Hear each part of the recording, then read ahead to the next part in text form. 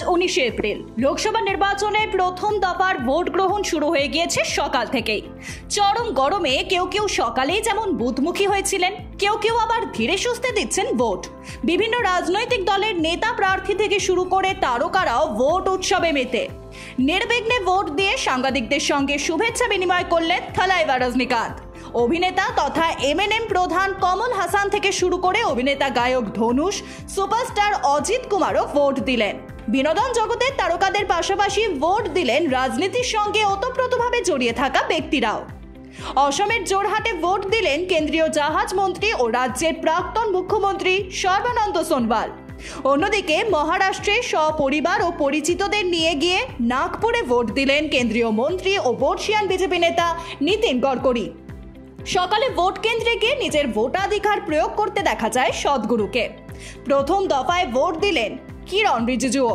বাংলার দিকে চোখ রাখলে বলা যায় পশ্চিমবঙ্গে প্রথম দফায় ভোট গ্রহণ হচ্ছে 3টি আসনে, কোচবিহার, আলিপুরদুয়ার এবং জলপাইগুড়িতে।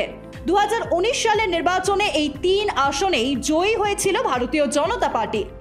কোচবিহারে বিদায়ী কেন্দ্রীয় স্বরাষ্ট্র প্রতিমন্ত্রী নিশীথ প্রামাণিকের বিরুদ্ধে লড়াইয়ে নেমেছেন তৃণমূলের প্রার্থী জগদীশ রায় বসুনিয়া। অন্যদিকে আলিপুরদুয়ারে বিজেপি প্রার্থী মনোজ টিগ্গার বিপরীতে রয়েছেন তৃণমূল প্রার্থী প্রকাশ চিকবরাই। অন্যদিকে জলপাইগুড়িতে বিজেপির বিদায়ী সাংসদ জয়ন্ত রায়ের বিরুদ্ধে লড়ছেন তৃণমূলের নির্মল চন্দ্র রায়। সকাল থেকেই দেশের 21টি রাজ্য এবং কেন্দ্রশাসিত অঞ্চলের 102টি আসনে ভোট গ্রহণ চলছে। তবে গতবারের মতো এবারও নির্বাচনকে কেন্দ্র করে উত্তপ্ত বাংলা। ইতিমধ্যেই নির্বাচন কমিশনের অফিসে 274টি অভিযোগ জমা পড়েছে। এর মধ্যে কোচবিহার থেকে জমা পড়েছে 132টি অভিযোগ, অন্যদিকে আলিপুরদুয়ার থেকে জমা পড়েছে 83টি অভিযোগ এবং জলপাইগুড়ি থেকে জমা পড়েছে 59টি অভিযোগ।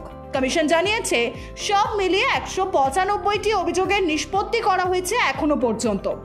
প্রথম দফাতেই যেখানে এমন ছবি ধরা পড়ছে বঙ্গে, সেখানে পরবর্তী দফাগুলিতে কি হবে সেই প্রশ্ন এখন উকি দিচ্ছে অনেকেরই মনে।